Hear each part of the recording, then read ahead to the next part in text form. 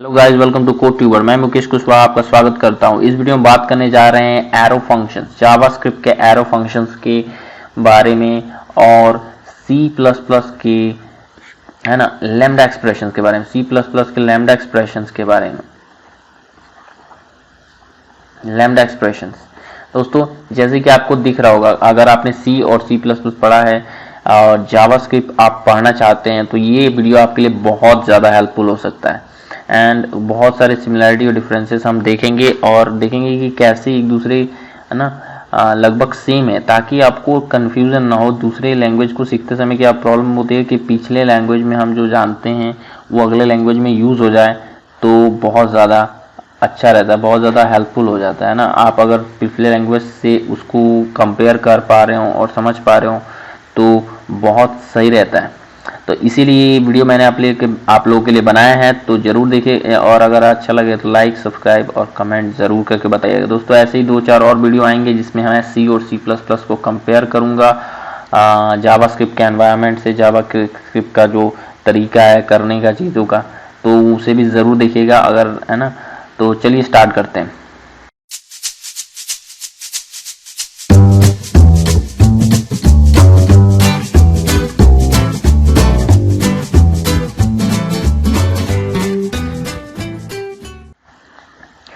तो दोस्तों यहाँ पे देख पा रहे होगे कि पहली बात तो ये है कि सिंटेक्स आपको दिख रहा होगा कि लैम्डा एक्सप्रेशंस एरो फंक्शंस का सिंटेक्स इस तरह से होता है।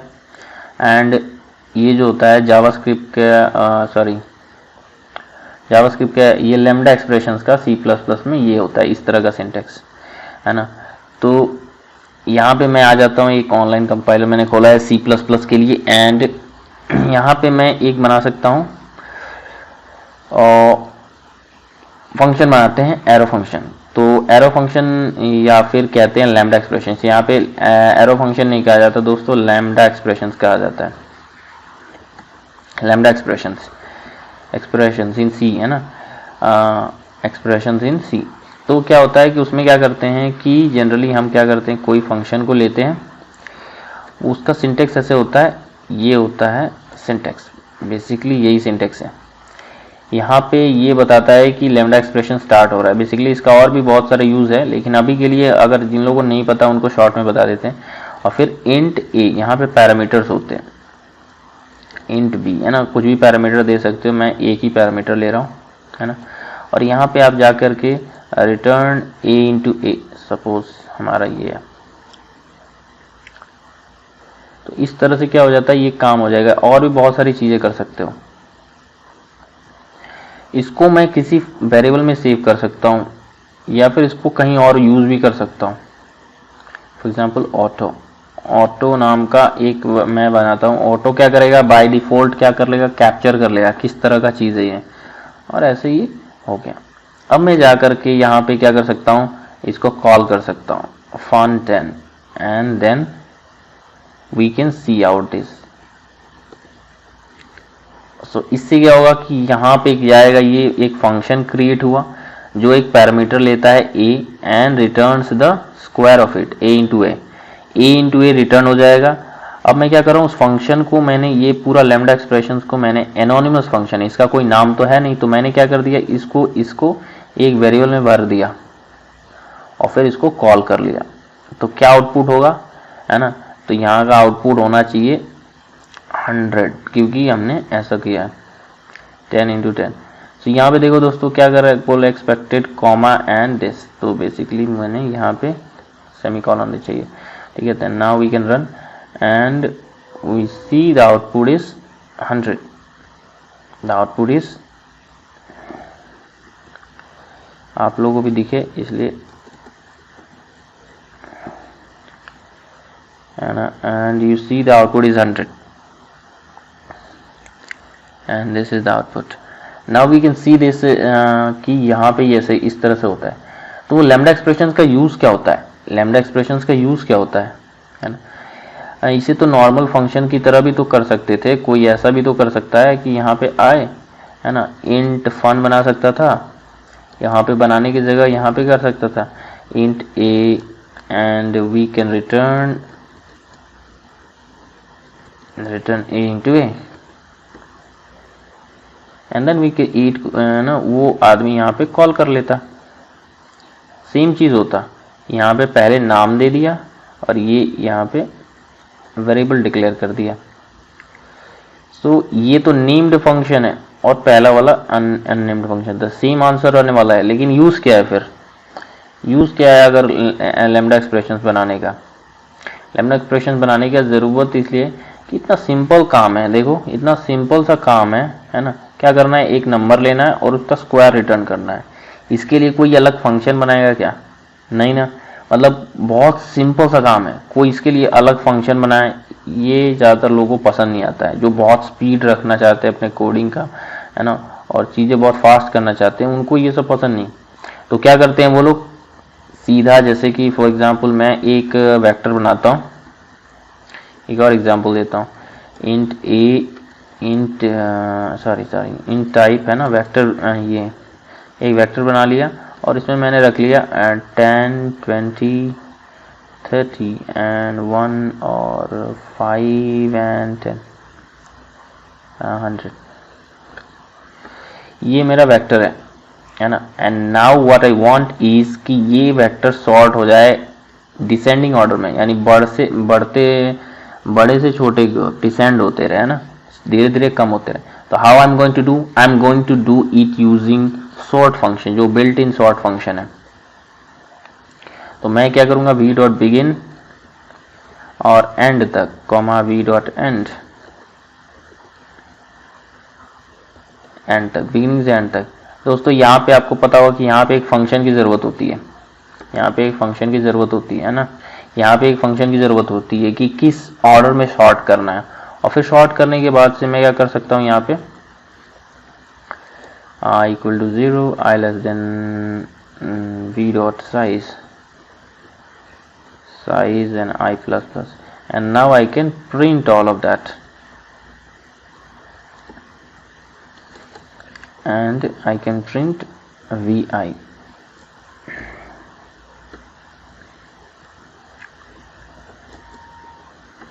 इस तरह से आपको दिखेगा कि vi प्रिंट हो रहा है ना। एंड थोड़ा नीचे आए तो ये सब चीज़ें ठीक। तो यहाँ पे मैंने क्या किया है कि यहाँ पे फंक्शन, अब मुझे ये फंक्शन रूल बताना पड़ेगा। तो अगर जिन लोगों को शॉर्ट ये वाला फंक्शन पता होगा, शॉर्ट फंक्शन कैसे शॉर्ट करता है, तो यहाँ पे ये एक फंक्शन लेता है जो क्या रिटर्न करता है, ट्रू या फॉल्स, है ना। And it takes 2 parameters, int a1 and int a2, और फिर ये कंपेयर करके रिटर्न करता है किस तरह से हम लोग रिटर्न करना, अपना रूल बताते हैं। तो बेसिकली ये जो बताएगा कि फर्स्ट वाला नंबर जो होना चाहिए वो दूसरे वाले नंबर से बड़ा होना चाहिए, फर्स्ट वाला नंबर दूसरे वाले नंबर से बड़ा होना चाहिए, यानी बेसिकली डिसेंडिंग ऑर्डर। अब इसको ये सॉर्ट कर देगा। चलो रन करते हैं। एंड एज एक्सपेक्टेड पहले 100 है, यहाँ पे ये 100, फिर 30, फिर 10, फिर 1। So you can see this is using it. दोस्तों इसको यहाँ पे हम फंक्शन, इतना सिंपल सा काम है ना, काम तो बहुत सिंपल है, दो नंबर्स को कंपेयर करना है, काम तो बड़ा सिंपल है, दो नंबर्स को कंपेयर करना है। इसके लिए मैं फंक्शन बनाऊंगा क्या? नहीं, मैं फंक्शन नहीं बनाऊंगा। मैं क्या करूंगा, एक लैम्डा एक्सप्रेशन या फिर एनोनिमस फंक्शन लिख दूंगा। इसके लिए मुझे क्या करना होगा, ऐसे करना होगा, फिर यहाँ पे इंट a1 और इंट a2। अलग से कोई क्यों फंक्शन बनाए, जब इतना छोटा सा काम है। कोई बड़ा सा काम होता तो चलो सोचते कि ये एक्सप्रेशन बनाने की ज़रूरत है हमें ये, और फिर मैं यहाँ पे लिख सकता हूँ return a1 greater than a2 and it will do the same work. मैं यहाँ पे या तो इस फंक्शन को पास कर सकता था, इस फंक्शन को पास कर सकता हूँ, ये जो फंक्शन है, या फिर हाउ टू डू फंक्शन। ये basically how to do function होता है ना, हाउ टू शॉर्ट करना है, how to do. So this is वही। लेकिन यहाँ पे क्या करना है हमको कि अगर हम चाहते हैं कि नहीं मुझे फंक्शन नहीं बनाना अलग से, और मैं यहाँ पे एनोनिमस फंक्शन पास कर सकता हूँ। So this will anonymously do the thing, और सेम आंसर आना चाहिए रन करने के बाद से। So you see the same answer. So ये होता है काम हमारा एनोनिमस फंक्शंस का, कि हमें अगर एक फंक्शन बनाने की ज़रूरत नहीं है तो हम क्या कर सकते हैं, उनका इस्तेमाल करके शॉर्ट कर सकते हैं, कुछ भी कर सकते हैं ना, फंक्शन के अंदर फंक्शन डाल सकते हैं। कोई छोटा सा काम है तो एनोनिमस फंक्शन को यूज़ कर सकते हैं बिना कोई गड़बड़ के, बिना कोई मतलब झंझट के कि एक और फंक्शन बनाओ ऊपर जा करके, यहाँ बनाने की ज़रूरत नहीं पड़ेगी आपको। जल्दी से आप क्या कर सकते हो, यहाँ पे रूल लिख सकते हो। So this is how we do lambda expressions in C. Now let's get to JavaScript arrow functions. JavaScript में arrow functions कैसे होते हैं? तो JavaScript में arrow functions का सिंटेक्स इस तरह से होता है, आपको दिख रहा होगा और आपने अगर किया होगा तो,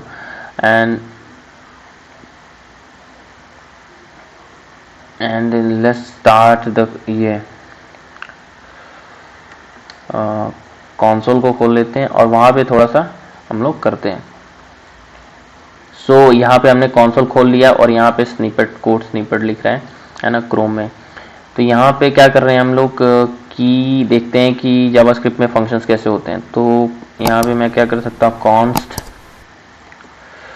और एक फंक्शन बनाता हूँ, इसको एनोनिमस फंक्शन। ये क्या, कौन सा फंक्शन है, एनोनिमस फंक्शन। एनोनिमस फंक्शन बनाने के बहुत तरीके हैं, लेकिन एरो फंक्शंस का आज देखने वाले हैं ना। वी कैन डू इट, एक फंक्शन बनाते हैं and we can assign it equal to a function. This is how we do. ये है फंक्शन हमारा एनोनिमस फंक्शन या एरो फंक्शन जिसे कहा जाता है। यहाँ पे हम अपना पैरामीटर डाल सकते हैं गाइस, यहाँ पे ए डाल दिया और रिटर्न क्या होगा, अगर सिंप्लिसिटी के लिए करें तो ए इस तरह से लिख सकते हैं कि ए पैरामीटर होगा और रिटर्न क्या होगा, यहाँ पे ये चीज़ें होंगी। We can also do a plus plus, है ना। पहले ए जाएगा as a parameter, a as a parameter जाएगा और ए प्लस प्लस रिटर्न हो जाएगा, है ना। ए इंटू ए रिटर्न हो जाएगा। तो अगर हम इसको एग्जीक्यूट करें दोस्तों तो फन 10, तो आउटपुट क्या आना चाहिए, 121। 121 क्योंकि 10 जाएगा, इसके अंदर इंक्रीमेंट हो जाएगा तो 11 हो जाएगा, ए इंक्रीमेंट होके 11 हो जाएगा और ए इंटू ए क्या आएगा, 121। So let's run it and see if it's working और not. So here you can see 121. So this is how we write arrow functions in JavaScript. JavaScript में भी ऐसे लिखा जाता है ना। So आपको समझ आया। यहाँ पे भी बहुत सारी चीज़ें होती हैं। मैं एक एग्जांपल देता हूँ कि जैसे कि आप लोग है ना जब इवेंट लिसनर्स लगाते हैं तो पहले तो हम एलिमेंट को सेलेक्ट करते हैं, कौन से एलिमेंट पे लगाना है, कौन से टारगेट पे लगाना है ना, टारगेट पे जहाँ पे लगाना है वो सेलेक्ट कर लिया। उसके बाद से ऐड इवेंट लिसनर करते हैं उसमें। फॉर एग्जांपल इवेंट लिसनर लगाते हैं, ऐड इवेंट लिसनर।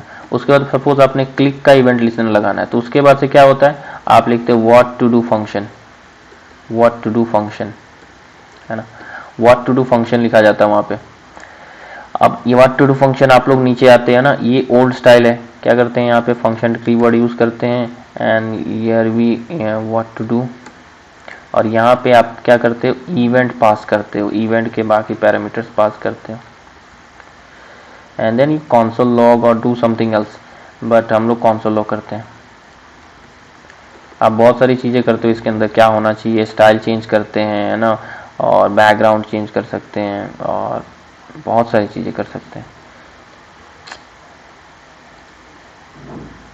लेकिन हम लोग इवेंट लॉग कर रहे हैं। This is one way of doing things. आपने यहाँ पे क्लिक लगाया, यहाँ पे फंक्शन का नाम दे दिया एज ए पैरामीटर और फिर यहाँ पे डिफाइन कर रहे हो फंक्शन को। ये एक तरीका हुआ, ओल्ड तरीका। एक और तरीका है ऐड इवेंट लिसनर। देखिए एक और तरीका है, क्या कर सकते हैं कि ऐड इवेंट लिसनर, यहाँ पे क्लिक किया मैंने और फिर एरो फंक्शन यूज कर सकते हैं। इतना छोटा काम है, मान लो कंसोल लॉग इवेंट करना, इतना छोटा काम के लिए कौन फंक्शन बनाने जाए। क्या करेंगे, सीधा इवेंट लिसनर बनाएंगे, event sorry arrow function use करेंगे। तो एरो फंक्शन में ऐसा होगा, ऐसे होगा और ऐसा होगा। तो ये रहा पैरामीटर, ये रहा अपना एरो जो बता रहा है कि ये फंक्शन है, and we can write here our code. So we can write console.log event and this will do exactly same thing. ये भी सेम है और ये भी सेम है. इसमें क्या हो रहा है, लंबा है क्योंकि आप यहाँ पे पहले नाम दे रहे हो फंक्शन का, फिर नीचे आकर के इसको डिफाइन कर रहे हैं, यहाँ पे डिफाइन कर रहे हैं. और यहाँ पे प्रो लोग क्या करेंगे, जो लोग बहुत तेज से लिखना चाहते हैं कोड एंड देन अंडरस्टैंड, उनको आ रहा है, समझ आ रहा है क्या कर रहा है, क्या होता है, एरो फंक्शन यूज करके लिख रहे हैं, तो क्या करेंगे, सीधा सा ऐसे लिख देंगे. सो this is also a function जिसका पैरामीटर क्या है, event, and this is the body of the function. This is the body of the function. So this is how it works guys. And एक और एग्जांपल दे सकते हैं JavaScript में. बहुत for example हमने एक एरे लिया, एरे ARR, ठीक है, and we are creating something like 10, 20 to 11, 50 and 100. So this is our array and we can use a built-in function. built-in function होता है for each. मैं चाहता हूँ कि सभी element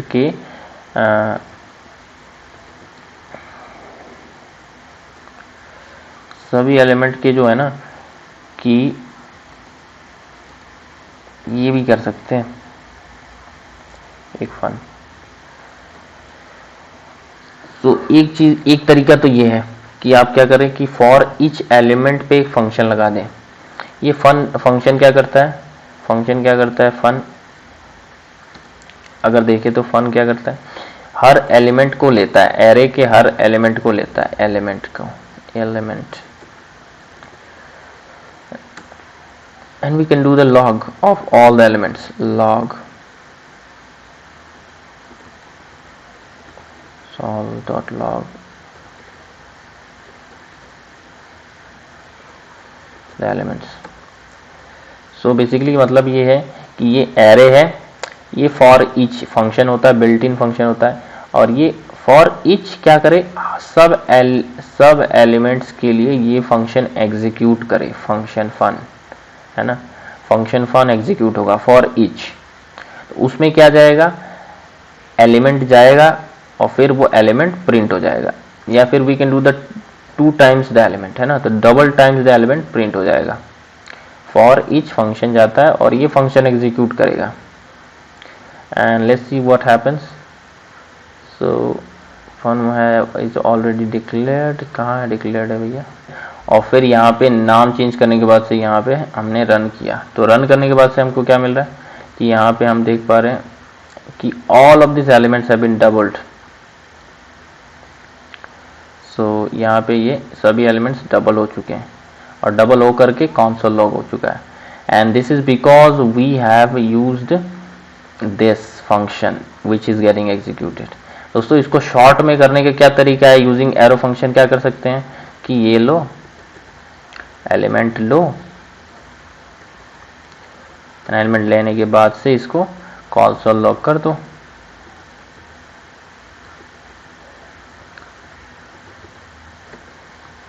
and this will also do the same thing, you can see. फिर से वही हुआ. so this is what we call arrow functions क्या करते हैं, आपका काम आसान बना देते हैं. एंड चाहे ये C++ के लैम्डा एक्सप्रेशंस हो या फिर है ना, ये लैम्डा एक्सप्रेशंस हो या फिर जावास्क्रिप्ट के एरो फंक्शंस, दोनों का काम है आपका काम आसान बनाना एंड आपका काम मस्त बनाना, है ना, जल्दी आपको कोड लिखने में मदद करना और फालतू के बेवजह के फंक्शंस बनाने के, छोटे काम के लिए फंक्शंस बनाना न पड़े. इसके लिए आपको क्या करना होगा कि जावास्क्रिप्ट के एरो फंक्शंस को यूज करना होगा. होप आपको वीडियो समझ आई होगी और अच्छा लगा हो तो वीडियो को सब्सक्राइब और लाइक करिए. दोस्तों आप हमारे व्हाट्सएप ग्रुप को भी ज्वाइन कर सकते हैं, लिंक डिस्क्रिप्शन में है, और इस चैनल को जितना शेयर कर सकते हैं वीडियो को जरूर शेयर करें. तब तक के लिए बाय बाय, मिलते हैं अगले वीडियो में.